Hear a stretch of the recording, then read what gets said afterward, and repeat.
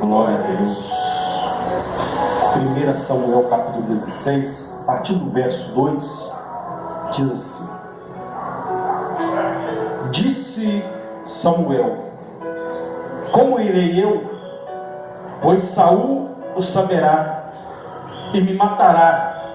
Então disse o Senhor: Toma contigo um novilho e dize: Vim para sacrificar ao Senhor. Convidarás a Jessé ao sacrifício, e eu te mostrarei o que hás de fazer, e ungir-me-ás a quem eu te designar. Fez, pois, Samuel o que dissera ao Senhor, e veio a Belém. Saíram-lhe ao encontro os anciões da cidade, tremendo, e perguntaram: É de paz a sua vinda? Respondeu ele: É de paz. Vim sacrificar ao Senhor. Santificai-vos e vinde comigo ao sacrifício. Santificou ele a Jessé e aos seus filhos, e os convidou para o sacrifício. Sucedeu que, entrando eles, viu Eliabe e disse consigo: Certamente está perante mim, está perante o Senhor o seu ungido. Porém o Senhor disse a Samuel: Não atentes para a sua aparência, nem para a tua altura, porque o rejeitei. Porque o Senhor não vê como o homem vê. O homem vê o exterior, porém o Senhor vê o coração. Então chamou Jessé Abinadab e o fez passar diante de Samuel, o qual disse: Nem a este escolheu o Senhor. Então Jessé fez passar a Samar, porém Samuel disse: Tampouco a este escolheu o Senhor. Assim fez passar Jessé os seus 7 filhos, dizendo diante de Samuel. Porém Samuel disse a Jessé: O Senhor não escolheu estes. Perguntou Samuel a Jessé: Acabaram-se os teus filhos? Ele respondeu: Ainda falta o mais moço, que está apacentando as ovelhas. Disse, pois, Samuel a Jessé: Manda chamá-lo, pois não nos assentaremos à mesa sem que ele venha. Então mandou chamá-lo e fê-lo entrar. Era ele ruivo, de belos olhos e de boa aparência. Disse o Senhor: Levanta-te e unge, pois este é ele. Tomou Samuel o chifre de azeite e o ungiu no meio de seus irmãos. E daquele dia em diante o Espírito do Senhor se apossou de Davi. Então Samuel se levantou e foi para Ramá. Amém? Pode se assentar, irmão Jesus. Feche os seus olhos por um instante. Peça ao Espírito Santo para falar ao seu coração nessa noite. Pai, obrigado por essa oportunidade. Obrigado por estarmos na casa do Senhor. Fale conosco, Senhor. Nos abençoe, porque só o Senhor tem as palavras de vida eterna, no nome santo e poderoso de Jesus Cristo. Amém? Amém? Repita comigo: atraindo as promessas de Deus. Amém? Irmãos, quando nós vamos fazer um bolo, se usa uma receita, ou seja, algo é necessário para que o bolo fique pronto, para que nós venhamos, nos alimentar, comer deste bolo. E as promessas de Deus são mais ou menos assim. Se nós queremos usufruir das promessas de Deus, nós também temos que seguir uma receita, que podemos chamar receitas da fé. Aquilo que Deus deixou registrado na sua palavra, para que nós venhamos tomar posse daquilo que o próprio Deus prometeu. E a Bíblia diz que Ele não é homem para que minta, nem filho do homem para que se arrependa. Quando Ele faz uma promessa, Ele cumpre, mas Ele cumpre na vida daquele que crê. E se Deus encontrar alguém que crê que nessa noite você não vai sair daqui de mãos vazias, você crê nisso? Porque a Bíblia diz que aquele que se aproxima de Deus precisa crer que Ele existe. Você crê que Deus existe? Precisa crer que Ele existe e que Ele é presenteador daqueles que o buscam.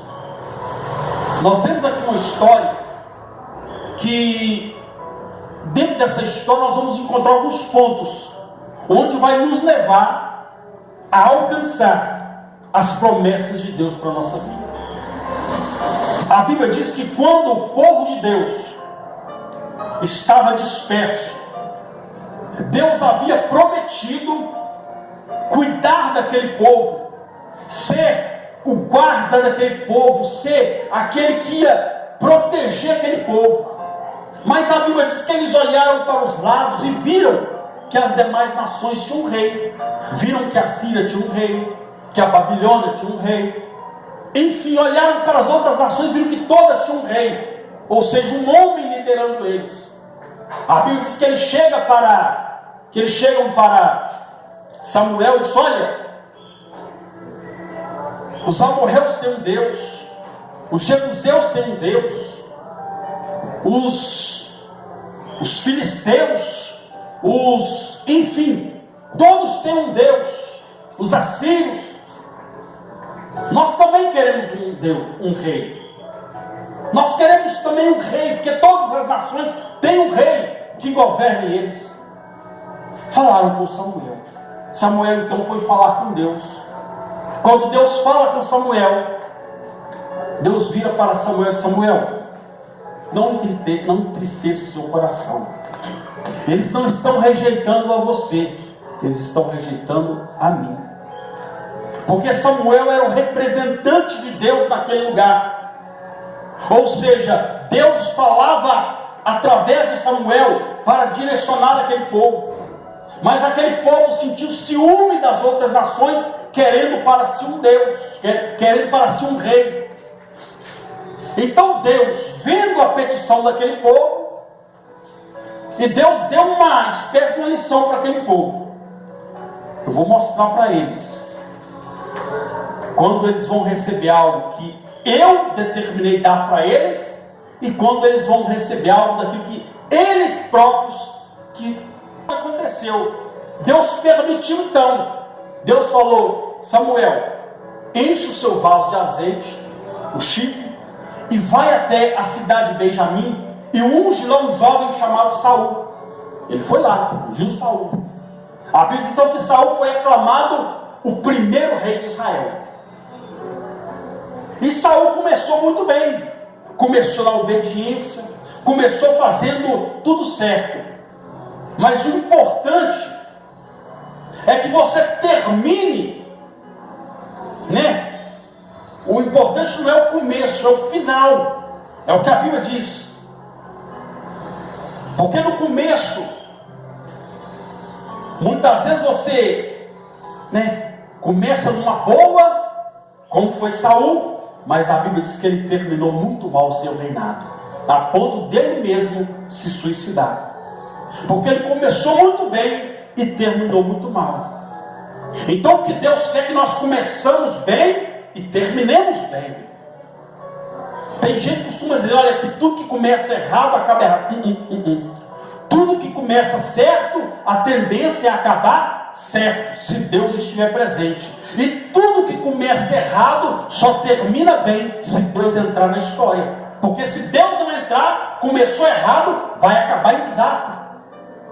Então o importante não é apenas começar, é como vai terminar.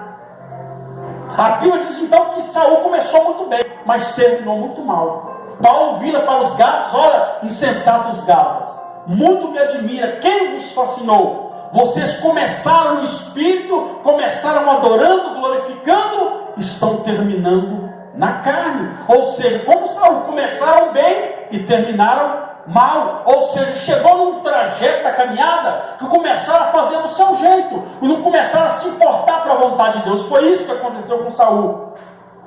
E quando Deus percebeu que Saul estava negligenciando a sua vontade, Deus fala com Samuel: Samuel,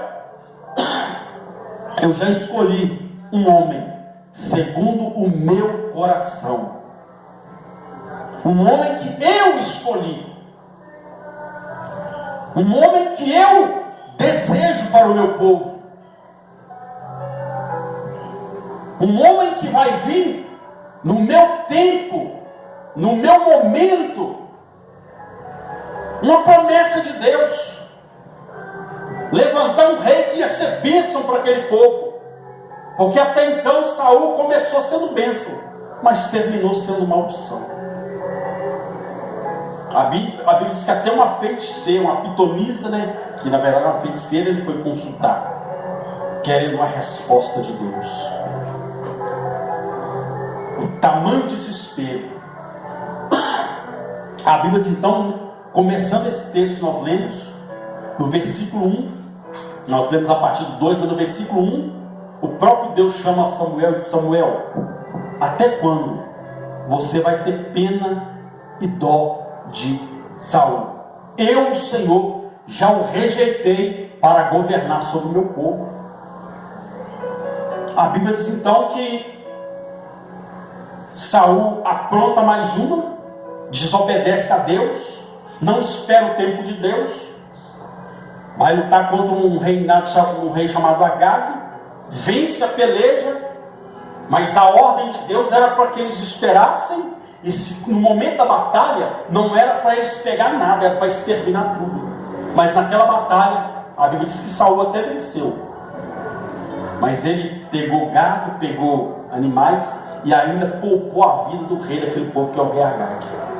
A Bíblia diz que Samuel chega, observa aquela história, e Saul então vai querer se justificar. Não, eu peguei com os animais, sendo que a ordem era para exterminar. Eu peguei com os animais para sacrificar o Senhor.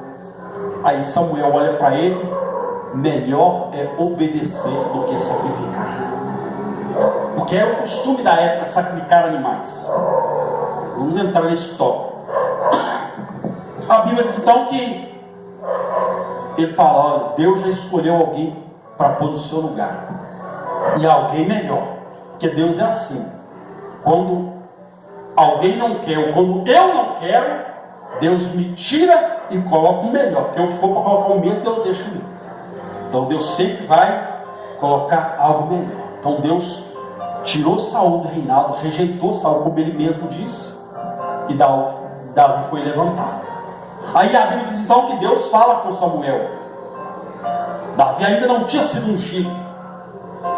A promessa ia se cumprir na vida daquele povo.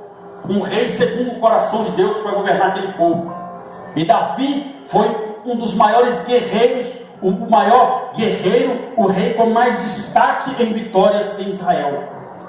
A Bíblia diz então que Deus fala com Samuel: enche o seu vaso de azeite. Agora vai até Belém, até a casa de Jessé, e unge um dos seus filhos. A Bíblia diz que ele fala: mas se Saul souber que eu estou indo lá ungir um novo rei, ele vai me matar. Ele vai me matar. Então o primeiro requisito para alcançar a promessa de Deus é essa. Deus falou com ele: olha, se alguém perguntar o que você vai fazer, você simplesmente responde: vai até lá no rebanho, pega um cordeiro, um animal, leva ele lá. Quando ele te perguntar, eu vim sacrificar. Então Deus deu ele a ordem para ele ir lá sacrificar, porque era requisito de Deus haver um sacrifício antes, do ato da consagração. E o que o sacrifício daquela época, como eu já disse, naquela época o sacrifício era feito com animais, eram sacrificados.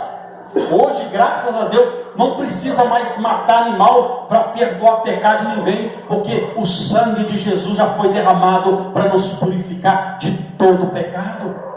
Naquela época, o sangue é derramado simplesmente para cobrir o pecado do povo, porque daqui a pouco eles tinham que ir lá e fazer novamente outro sacrifício para cobrir de novo o pecado. Mas Jesus derramou o sangue dele não para cobrir o pecado, mas para remover, para limpar, para purificar de todo o pecado, e deixou uma palavra: dos seus pecados eu, Senhor, não me lembro mais. Ou seja, você não pode ficar remoendo, carregando coisa que você fez no passado. Deus não está preocupado com o que você fez ontem, Ele está preocupado com a sua atitude hoje.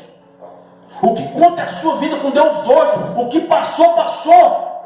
Por isso que a Bíblia diz que as coisas velhas passaram e tudo se fez novo. Mas tudo vai se fazer novo quando eu decidir andar, como diz a Bíblia, em novidade de vida. A Bíblia diz então que ele diz, olha, diga para eles, eu vou sacrificar. Então o primeiro requisito para tomar posse da promessa de Deus é sacrifício. Hoje não precisa mais matar animal. Mas que sacrifício é esse? Quando se fala sacrifício, fala de renúncia. Muitas vezes nós temos que renunciar a algumas atitudes nossas, alguns comportamentos, renunciar muitas vezes algumas atitudes nossas, renunciar muitas vezes, meu irmão, como diz o apóstolo Paulo, que as más companhias corrompem os bons costumes. Às vezes até companhias que nós temos, ao invés de ser bênção na nossa vida, ao invés de edificar a nossa vida, ao invés de nos aproximar da bênção de Deus, muito pelo contrário, tem nos afastado. É por isso que Paulo diz que as más conversações, as más companhias corrompem os bons costumes. Corrompem. Quando Deus chamou Abraão, Deus falou: Abraão, se tu uma bênção. Abraão foi chamado, Deus falou: se tu uma bênção, para ele ser bênção na vida das pessoas. Então todos nós somos chamados para ser bênção, mas infelizmente tem gente que não quer ser bênção. Tem gente que, muito pelo contrário, às vezes é pedra de tropeço. Aí nós temos que vigiar. Então, o primeiro requisito é sacrifício, renúncia. Renunciar o passado, como eu já disse. A Bíblia diz que quando Jesus chamou o cego Bartimeu, a Bíblia diz que ele saltou e lançou fora a capa velha. Porque aquela capa que ele carregava, né, porque era costume em Israel, as pessoas, os enfermos que ficavam, né, nas esquinas, nas ruas pedindo, eles tinham que usar uma capa para identificar: aquela ali é uma pessoa doente, é um cego, é um mendigo, é uma pessoa que está padecendo necessidade, então, né, pedindo esmola. Então tinha-se uma capa para identificar. Aí a Bíblia diz que Bartimeu, quando Jesus chamou ele se levantou e jogou fora aquela capa velha, ou seja, aquilo que era velho, aquilo que simbolizava um passado de derrota, de fracasso, ele jogou fora. Então tem coisa na nossa vida que nós temos que abandonar. Não tem como caminhar em direção à promessa, à bênção de Deus e carregar coisa velha na nossa vida. Carregar coisas que têm nos prendido, têm nos afastado da presença de Deus, têm nos afastado das promessas de Deus. Então tem que haver renúncia. Jesus falou: aquele que quer vir após mim, negue-se a si mesmo, tome a sua cruz e me segue.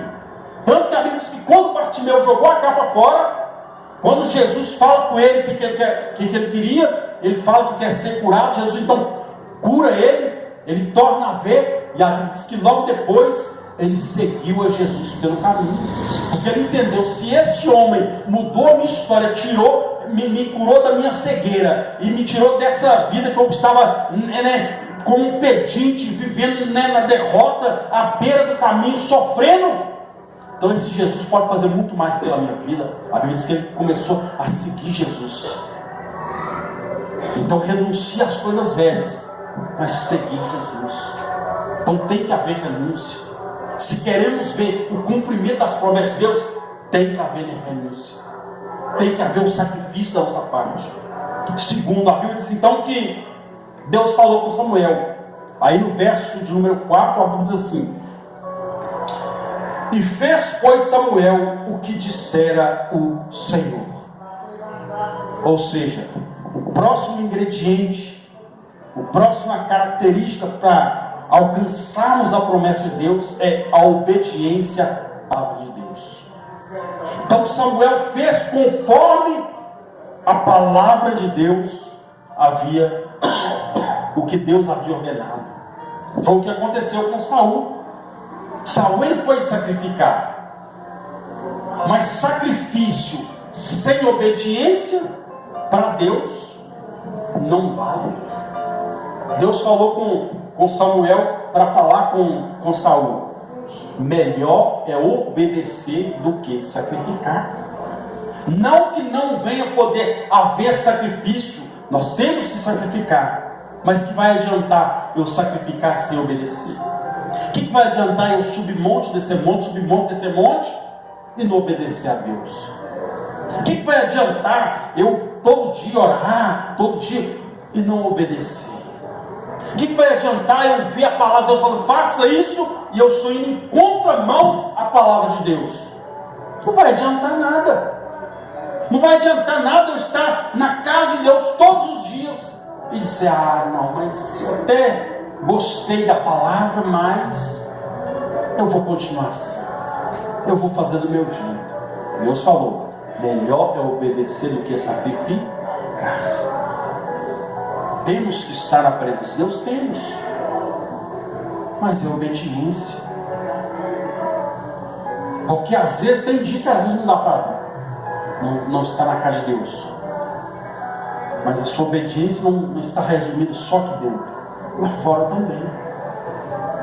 Então Deus falou com ele, e a Bíblia diz que ele fez conforme a palavra do Senhor. Porque quando você obedece a palavra de Deus, tem milagre na sua vida. A Bíblia diz que quando Pedro estava lá pescando, Jesus falou, Pedro, lança a rede. A Bíblia diz que ele estava lavando azeite, já vai embora. Ele falou, Senhor, mas nós tentamos pescar o dia inteiro, não pegamos nada. Aí Jesus, Pedro, lança a rede, Pedro. Aí Pedro disse, mas não pescamos nada, lança a rede. Aí Pedro, tá bom, Senhor, eu vou lançar, mas segundo a tua palavra. A Bíblia diz que quando ele lançou a rede, depois de ficar o dia inteiro lançando a rede, não pegando nada, aí diz, segundo a tua palavra, quando ele lançou a rede, a Bíblia diz que ele começou a puxar a rede e veio aquele monte de peixe. Ele teve que chamar gente para ajudar ele a puxar a rede. A ponta, a Bíblia diz que a rede estava a ponto de se romper, de tão grande quantidade de peixe que estava naquela rede. Mas por quê? Porque ele obedeceu a palavra de Jesus. Então lançar a rede, ter atitude sem obediência, não vai acontecer nada. Então ele obedeceu. A Bíblia diz então que Samuel obedeceu à vontade de Deus. Aí a Bíblia diz no verso de número 7, a Bíblia diz que quando ele vai então até a casa de Jessé, ele diz, vim sacrificar. E a Bíblia diz que quando ele chegou, os anciãos da cidade vieram, olha, é de paz a sua vida? Ele diz, é de paz. Mas por que eles perguntaram isso? Porque, meu irmão, quando um profeta naquela época ia numa cidade, ele ia para levar um recado de Deus. E o povo temia, será que é algo de bênção? Ou será que é um alerta de Deus para nós? Por isso ele pergunta, é de paz a sua vida? Ele disse, é de paz. Hoje em dia, pouco se dá crédito aos profetas. E quando a Bíblia diz, olha, crê no Senhor, estarás seguro. Crede nos seus profetas e prosperareis. Ou seja, é dar crédito, porque o profeta é um porta-voz da palavra de Deus. Pastor, mas eu já, meu irmão, esquece da atitude do homem. Apenas observe a palavra de Deus. O homem falha, o homem pode falhar, mas a palavra não falha. O Deus da palavra não falha. O homem pode te decepcionar, mas Deus não decepciona. O homem pode virar as costas para você, mas Deus não vira as costas para ninguém. Muito pelo contrário, Ele está sempre com as mãos estendidas, dizendo, meu filho, eu estou aqui. Eu sou o Deus que te ajudo, eu sou o Deus que te sustento, eu sou o Deus que te dá força, eu sou o Deus que te sustento com a destra da minha justiça. Porque Ele é Deus e Ele não falha. Aí a Bíblia diz então que quando Ele chega, Ele santifica ali com Jessé, ou seja, imaginou que foi um momento de oração que eles tiveram ali. E a Bíblia diz então que quando eles chegaram na casa de Jessé, a Bíblia diz que ele avista Abinadab, primeiro o filho mais velho de Jessé, e ele vê aquele homem grandão, e diz, pronto, está com certeza diante de mim o ungido do Senhor. Imagino eu, quando ele ia para ungir Abinadab, nós lemos, Deus bradou e disse: opa, Samuel, não atentes para a sua aparência. O homem vê o que está por fora, eu, porém, vejo o que está por dentro. Não atentes para a sua aparência e nem para a sua altura. Ou seja, Abinadab por fora era um guerreiro, por fora aparentava ser um guerreiro, mas a Bíblia diz que quando o gigante Golias se levantou, ele, Saul e seus irmãos, perna para quem te quer. Ou seja, por fora um guerreiro, mas por dentro um covarde. Deus conhece o coração do homem. Deus falou que não atente para a sua aparência. Ok, você pode ver o que está por fora, mas eu vejo o que está por dentro. Deus conhece o coração do homem. Ou seja, Deus estava falando: veja como eu vejo. Se veja como Deus te vê. Quem olhava para Davi não dava nada para Davi. Tanto que quando Davi foi encarar o gigante Golias, Saul diz: ó Davi, você ainda é moço. Olha lá aquele gigante, guerreiro desde a sua mocidade. Você ainda é um moço, um garoto de recado. Menosprezou. E a Bíblia diz que quando Davi foi lutar com o gigante também, o próprio gigante menosprezou Davi. Falou: olha, sou eu porventura um cão para você vir com pedra e com pau para me afrontar? Aí Davi falou assim: olha, eu vou contra ti em nome do Senhor dos Exércitos. Todos enxergavam Davi como um nada, tanto que o próprio pai de Davi, nem o nome dele foi citado. Quando Samuel disse que acabaram seus filhos, não, ainda falta o menor, falta o mais moço, está lá cuidando das minhas ovelhas. Ou seja, Samuel chegou na casa de Jessé, aquele bando de homem tudo à toa, sem fazer nada, e Davi estava lá no pasto trabalhando. Estava lá no pasto, cuidando daquilo que Deus havia abençoado a sua família. A Bíblia diz que Deus falou: olha, não é esse. Aí Samuel então chama o segundo. Chamou o segundo, não é esse. Chama o terceiro, não é esse. Chama o quarto, não é esse. Ou seja, todos eles só tinham aparência. Então nós não podemos viver de aparência. Nós temos que viver pela fé.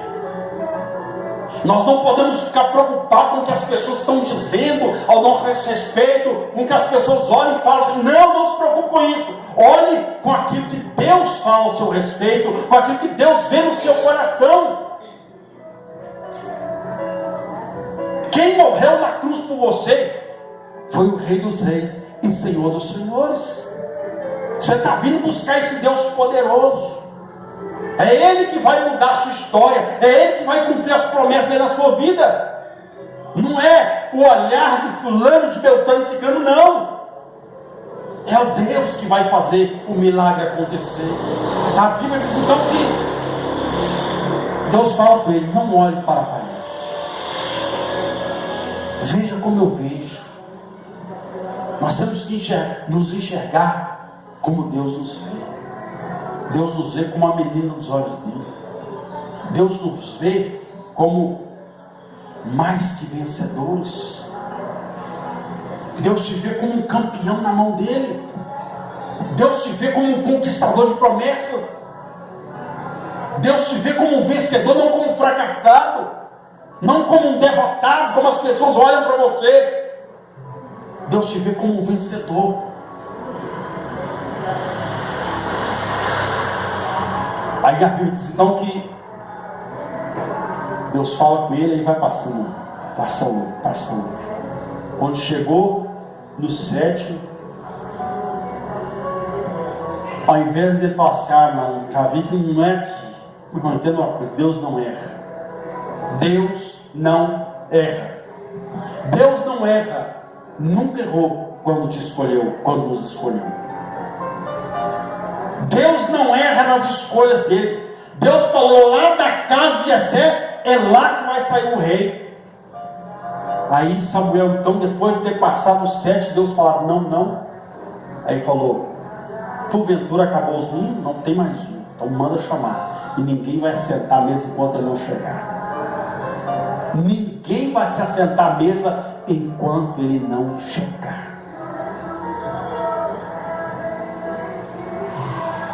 É o menor? É, mas ninguém vai sentar à mesa enquanto ele chegar.